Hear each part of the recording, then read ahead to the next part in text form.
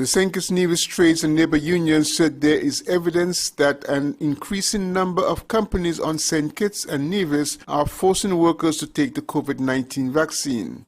According to their press release, employees are being pressured and are being threatened with transfers, suspensions, and even terminations. However, the Trades and Labour Union statement pointed out that the organization is in support of vaccination, but it cannot condone the coercion and threats to employees' job security. In part, the statement reads, quote, "There are some instances that have been made known to the union where a growing number of employers is making COVID-19 inoculation a prerequisite for employment or promotion within the organization. Job seekers are being denied positions for which they qualify owing to the new conditions that contravene the constitutional rights of these workers," end quote. While the vaccination program rolled out by the Ministry of Health is voluntary, there has been chatter on social media that companies might make vaccination a requirement in order to operate business under near normal circumstances. The Chief Medical Officer, Dr. Hazel Laws, said in a recent comment at an NEOC COVID-19 briefing that anyone over 18 can be vaccinated and that persons who would be in close contact with customers and clients should take the vaccine. If you're working in the private sector, you're a cashier, or you're in an entity where you are serving the general public, it means you are at risk of picking up SARS-CoV-2 virus, you need to be vaccinated. If you're a civil servant and you're interacting with the general public, your job requires that you interact with the general public. That means you're at risk of SARS-CoV-2 virus. You need to be vaccinated.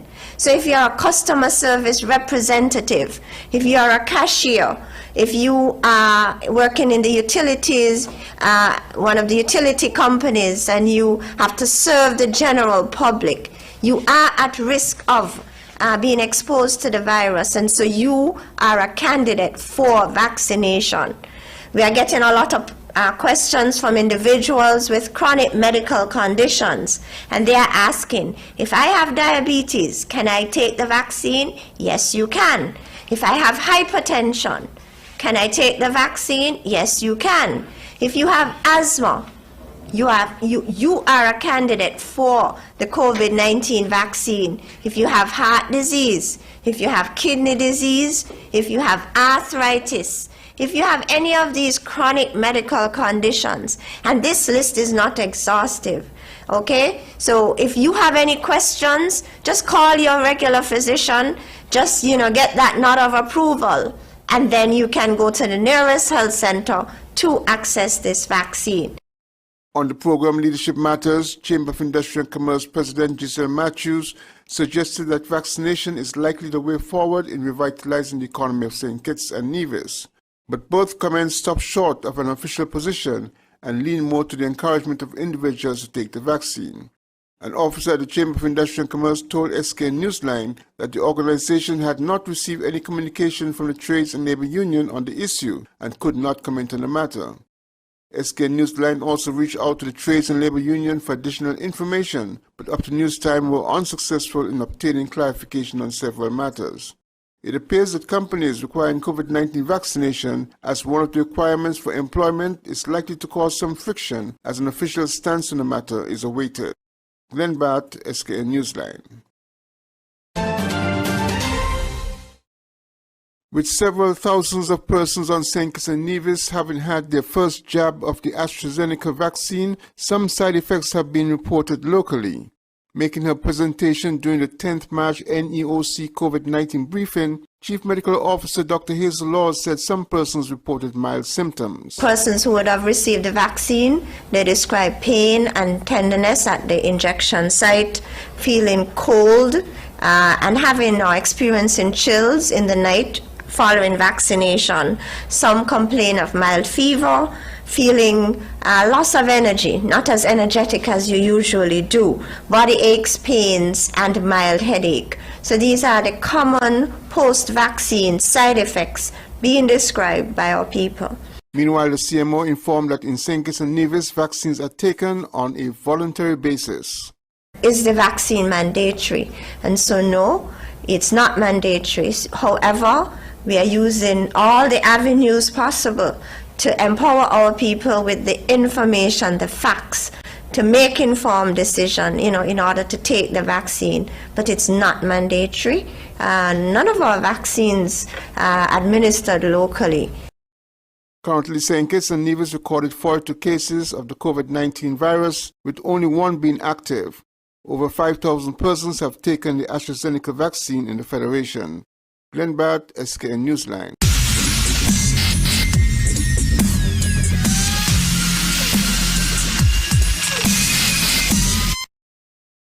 The Central Bastia Premier League outfit Hobson Enterprises Garden Hotspurs continued their great start to the 2021 season with a narrow 1-0 victory over Flow 4G Cairn Rockets on Wednesday night. Playing before a largely spectatorless stadium due to COVID-19 restrictions, Cairn dominated the match for the most part, but failed to create any real threat to the Spurs' defence. The one good chance Spurs had, they grabbed it. Giovanni Lake latched on to a defensive lapse by Cairn and rolled the ball into the back of the net in the 60th minute. The frustration of not making any progress got to Cairn, it seems, as towards the tail end of the match, Mervyn Lewis, who was the hat-trick hero in their previous match, became the villain this time with a terrible tackle, earning him a straight red card. Cairn had 14 shots, but only half of those were on target. Spurs, on the other hand, took 6 shots with 4 on target, one of which was the winning goal.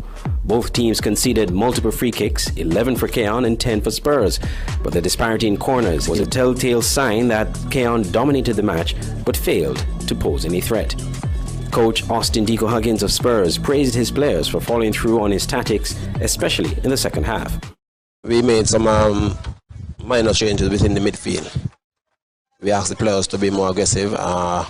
We also rotated a few of the players them, and then we were able to get a little more energy, a little more runs going forward, as we instruct the forwards to do, make more runs behind the back of the Cairn defence, and to move the ball quicker going forward to capitalize on the spaces that might be created by Cairn when they come forward. So we wanted to catch them on the counter.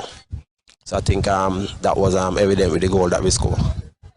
So I must say that the guys really stick to what we wanted them to do in that part of the game, and we were able to be successful. Manager of Cairn, Tyrone O'Loughlin, lamented the failure of his team to capitalize on their dominance of the match. Well, in the second half, we tried to pressure them as fast as possible, but Spurs really played the defense good, and we let the frustration get them out, and we didn't really capitalize on the chances, as I said before. What you're going to tell the guys in the locker room right now to motivate them for the next game, and especially hoping to win the next game? Well, we just got to work on the frustration, and we just come back and we say if we go back on the board and play possession football and come back in the next game and try to get 3 points. In the day's other match, Rams Village Superstars drew 1-1 with KFC United Old Road Jets. Scoring for Old Road, Kaelan Liebert in the 28th minute, and just before halftime at the 45th minute, a stunning strike from Leroy Hanley found the equalizer for Village. Coach Alexis Morris of Old Road regretted the missed opportunity as he felt his team dropped 2 points. I'm not that pleased. I believe that our team this evening should have walked away with 3 points. We would have played Village tonight, we would have played an even contest, but I believe at the end of the game, we should have scored the goal that would have won us 3 points this evening. If you look at the first half, we would have given up a goal in the injury time. We were able to reciprocate the moment, and we had it right there at the 90th plus minute. And to me, we should have won that game quite easily, quite handsomely. For coach Leroy Billy Liebert of Rams Village Superstars, he too was disappointed in not getting more out of the game. Somewhat disappointed. When the game on the score, somewhat disappointed. I thought we were good enough to win the game, but for a few mental errors and some lack of situational awareness caused us from getting a favourable result. The SKNFA Premier League continues this weekend with matches on Friday at 6 p.m. St. Peter's FC will play Trafalgar South Stars. At 8:15 p.m. Sol Allen Auto Supplies Connery, coming off their disappointing forfeiture of their previous match against St. Paul's, will face Fastcast Saddlers United under new coaching circumstances. On Saturday the 13th at 5 p.m. Hobson Enterprises Garden Hotspurs will do battle with Hot Springs Bath United. And at 7:15 p.m. SL Horses St. Paul's United will play Rams Village Superstars. On Sunday, 14th of March, 4 p.m., KFC United Old Road Jets will play TGE Deer Bay Eagles. And at 6:15 p.m., Flow 4G Cairn Rockets will battle with S. Crave Newtown United. All matches will be live on the SKNFA website free of cost at www.sknfa.com. Elliott's Funeral Parlor is the first licensed embalmer in the Federation of St. Kitts and Nevis. We have a friendly and professional staff. At Elliott's Funeral Parlor, we offer a wide range of packages from $6,500, homegoing service at chapel, locally made caskets, tailoring of outfit for deceased of your choice, wake, overnight with slideshow, funeral, death announcement, obituary, booklets, family pin-ons, memorial books, preparation of funeral arrangements, wreath, fresh and artificial, caskets, live streaming, vaults, tombstone, grave marker, international shipping, import and export, mounted oversized ultimate 1,000 pounds body lift, 24 hours removal and transportation services, walk-in refrigerator unit for temperature-controlled body storage, prep room with embalming station, and an assortment of embalming fluids and accessories, a mortician, cosmetologist, or restorative makeup artist. For further information, call 469-3298, 664-2007, or 660-0186. Elliott's Funeral Parlor in Gingerland, Nevis. Dedicated to those we serve. The SKN Newsline website now offers you more news. Log on to www.sknnewsline.com for local, regional, and international news. You can also watch the latest newscast and keep abreast with news in sports, all from sknnewsline.com. That's www.sknnewsline.com. News at your fingertips. Stay abreast with news on St. Martin with SMN News. Visit www.smn-news.com for up-to-date news, scoops, opinions, and hard-hitting facts. SMN News, we tell it like it is. Visit our website www.smn-news.com. For the finest in pastries and baked products, your only choice has to be Bryden's Bakery, located on Main Street, New Road, St. Peters. They offer the best in breads, cakes, cheesecakes, cupcakes, cookies, and much more. Visit their cafe and savor breakfast sandwiches, coffee, espresso, and ice cream. Bryden's Bakery also specializes in a variety of healthy breads, cakes, cookies, pies, and pastries for all your special events. Call 667-1505. Opening hours 6 a.m. to 6 p.m. Monday to Saturday and 1 p.m. to 6 p.m. on Sundays for Ice Cream Sundays. Bryden's Bakery, simply the best. Commercial signs, decal printing, canvas prints, license plates, posters. We at Multigraphics are dedicated to providing quality products and service to our customers. Our team takes pride in the craftsmanship and is passionate about its work. Every job, large or small, is important. Most of our customers come to us through referrals. That's because our number one priority is service. We serve a wide variety of customers, such as restaurants, retail stores, manufacturers, trucking companies, and many more. Our capabilities include design, production, and installation. How can we help? We are located at Bird Rock at the Woods Right compound. Call us at 869-763-1511 or 784-491-7599. Multigraphics.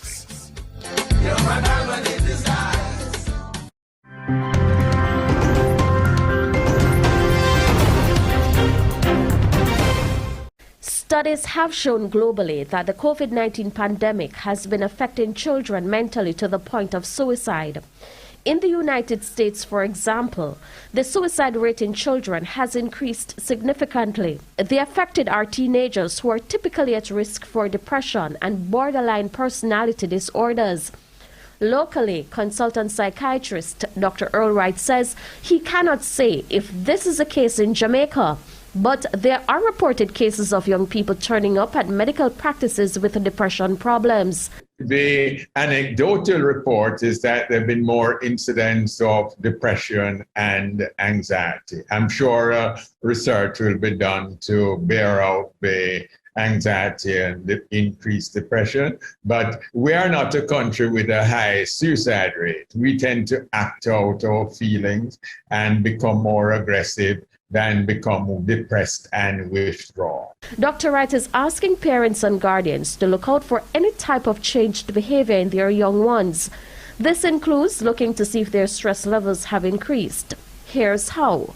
It has to be age appropriate. In the adolescent, you have change in behavior, the irritability, the not socializing, the crying spells, staying social withdrawal, staying by themselves. In the child, you have the bedwetting, the clinging behavior, not socializing, and some irritability, change in appetite. Dr. Wright also gives tips on practical ways parents and guardians can engage and connect with their child or children, especially during the pandemic. Dinner time. You have the child there with you, and if you can engage the child in habits like cooking or doing something, chores, that the child participates in these things like that you do at home. Also listening to the child. With your health report, I'm Shamela Pullen wishing you good health.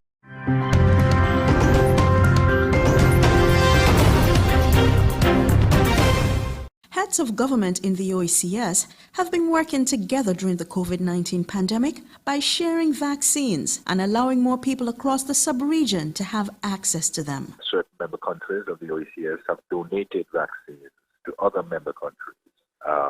Antigua and Barbuda, for instance, donated 5,000 vaccines to Grenada. And similar numbers were donated by other OECS member countries also to Grenada. And since then, there's been a further request from the BVI for 2,000 vaccines.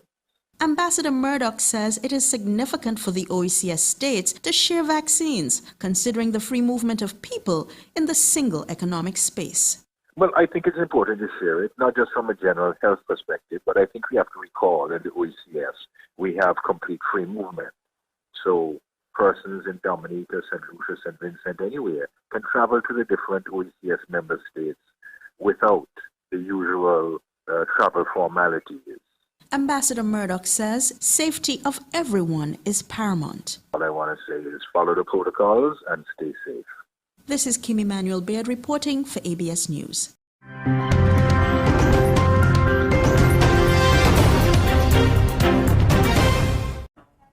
Now, Denmark has temporarily halted the use of the COVID-19 vaccine manufactured by AstraZeneca. That's after reports of a small number of cases of blood clots. Denmark only approved the AstraZeneca vaccine 6 days ago for those above the age of 65. Let's bring in Paul Brennan, who's in London for us for more on this. So, Paul, any reaction from Oxford AstraZeneca to this decision by Denmark to pause the use of its vaccine? There hasn't been a reaction from AstraZeneca yet. I mean, they said that they're in contact with the Austrian authorities because Austria, too, is stopping using the one particular batch of AstraZeneca jabs, AstraZeneca vaccines, after 2 incidents there. One was a death from a coagulation disorder, and the other one was an illness from a pulmonary embolism. So these are all sort of vaguely blood clot related things. The Danish situation appears to be born of an abundance of caution because the Danish Health Authority has said that they haven't given any details of exactly how many blood clot cases there have been, and they haven't given any details of the background history of the one person who's died in Denmark. But what they did say was that it was currently not possible to conclude whether there was a link between the vaccine and these deaths. So the health minister said, and I'm quoting, "We are acting early. It needs to be thoroughly investigated." Now, other countries appear to be suspending their use, watching what's happening, waiting for the outcome of that. It is a temporary suspension for 2 weeks. Other countries, Estonia, Lithuania, Luxembourg and Latvia. I'm also hearing that Norway, a line that's just dropping, is that Norway appears to be halting for the time being its use of AstraZeneca. But AstraZeneca issued a statement yesterday actually, saying the safety of its vaccine had been extensively studied and the vaccine was generally well tolerated. And the number of thromboembolic events, as it describes it, is no higher than that seen in the general population. So it remains to be seen as to whether this is sort of super cautious behaviour and action from Denmark and Norway, or whether it actually is something that needs to be more concerned with. There have been millions of these vaccines administered, 22 million in excess here in the UK alone, more than 3 million in the European Union. So to have 2 cases in one country and 2 cases in another with no firm link between the vaccine and those cases does leave a lot of questions still unanswered. Paul, elsewhere in Europe, France is relaxing restrictions on international travellers. Yeah, I mean, the French have really had a struggle with coronavirus, and they have been looking at increasing numbers. But they are very keen, of course, with the summer arriving, to try to open up their economy. The other thing, of course, is Germany is also facing the prospect of a third wave. And it's ironic, perhaps, that while other countries are sort of shutting down their vaccination programs, albeit temporarily, Norway, Denmark, Germany is screaming out for more vaccines and trying to get more vaccines into the arms of its citizens. So it is, it's curious. It's a indication, I think, of the not exactly joined up thinking that is taking place across the European continent, across the European Union, with these different countries taking very different approaches in relation to A, reopening, and B, the vaccination programs themselves. Paul, thank you very much for that. Paul Brennan live there in London. Well, let's discuss the safety of the AstraZeneca vaccine some more now with Stereo Moisos, who's a molecular virologist and an associate professor in cellular and molecular sciences at Northumbria University. He's joining us from Newcastle in the UK. Thank you very much for being with us. So as we've heard concerns from Denmark about this AstraZeneca vaccine, an investigation is underway there. Austria has also suspended using one batch of AstraZeneca doses while it investigates a death there from coagulation disorders. First of all, can there be a link between blood clots and a vaccine?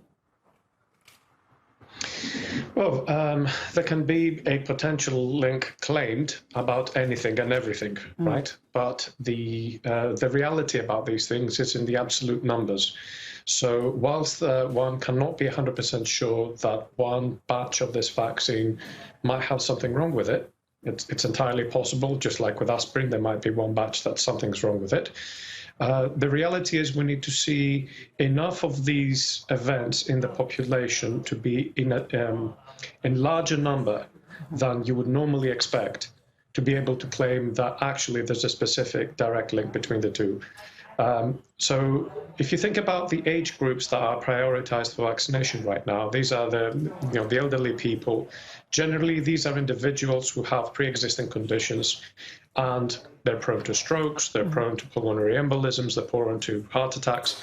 These things will happen. Right. So you would need to see that you have much more of this happening amongst those age groups because these people are getting the vaccine before you could safely say, it seems to be something with the vaccine. So all the governments are doing the correct thing right now, just stopping, checking to make sure everything's okay. So you don't think they're overreacting, these countries? Norway also announcing now that it's suspending its AstraZeneca COVID-19 vaccine rollout.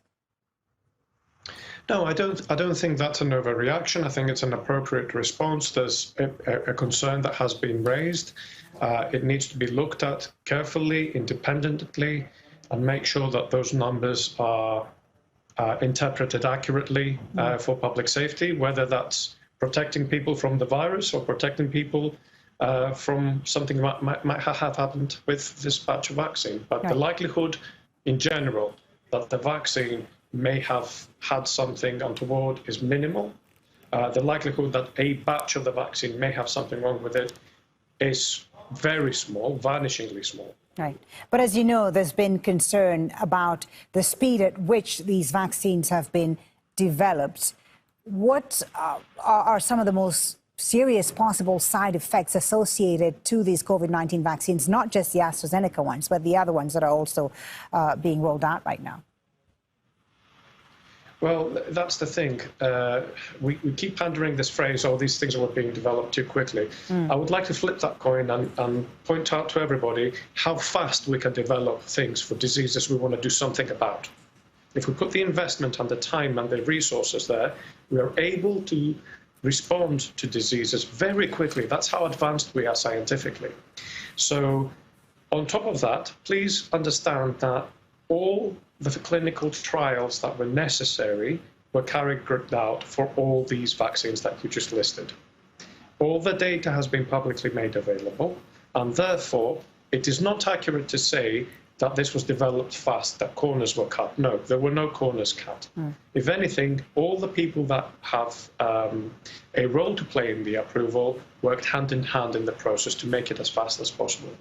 So I would like to say to people, you know what, let's try and get society and economy to solve diseases and healthcare problems, looking at this as a paradigm of how we can do things better rather than the other way around. Now, what could possibly go wrong? Right. Some reassuring words so there. with that,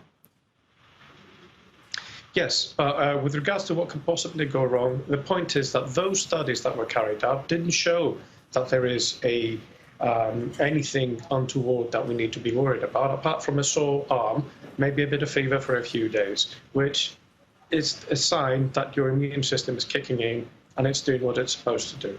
So I wouldn't be worried too much about these observations. The authorities are doing the right thing to make sure nothing untoward is happening. So we shouldn't worry too much. Thank you very much, Sergio Mossos, for your reassuring words. Sergio Mossos is a molecular virologist joining us there from the UK. We appreciate your time. You're very welcome.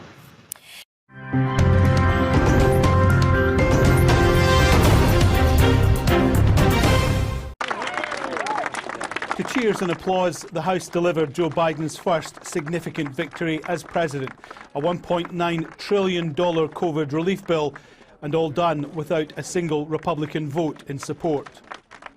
This is a momentous day in the history of our country because we have passed historic, consequential, and transformative legislation. Thanks goes to the senators who are standing here, our great committee chairs, and all of our senators who pulled together as one unit, beating back killer amendments, making sure the bill was as strong as possible. The bill has overwhelming support across the country, 61% approval, but Republicans claim it spends far too much and delivers far too little. We are here today, Mr. Speaker, because Democrats made a choice to put their own partisan political ambitions ahead of the needs of the working class. The deal delivers $1,400 stimulus checks to every qualifying American, targeted mainly at lower incomes. There's $350 billion for states, cities and tribal governments, $130 billion for schools, $40 billion for further education, and $50 billion in relief for small businesses. The package was a big pre-election promise from Biden. He wanted to do it with Republican support, but was happy to push on without it. Everything in the American Rescue Plan addresses a real need, including investments to fund our entire vaccination effort, more vaccines, more vaccinators, and more vaccination sites. Millions more Americans will get tested, including home testing. Schools will soon have the funding and resources to reopen safely, a national imperative. Biden is expected to sign the bill when it hits his desk on Friday. The administration says the first checks could start going out soon, with many people receiving their money before the end of the month. Alan Fisher, Al Jazeera, Washington. Auto Plus Car Wash, located on the College Street Gut, Bastille, St. Kitts. Bring your car to Auto Plus Car Wash to remove water stains, wiper marks. Get your doors, roof panel cleaned, seat floor mats, buff-in, headlights, and engine wash. You get quality service at the best price at Auto Plus Car Wash. They really care for your car. Call 765-5140 or visit them on the College Street Gut, Bastille, St. Kitts. Auto Plus Car Wash, where the service is #1.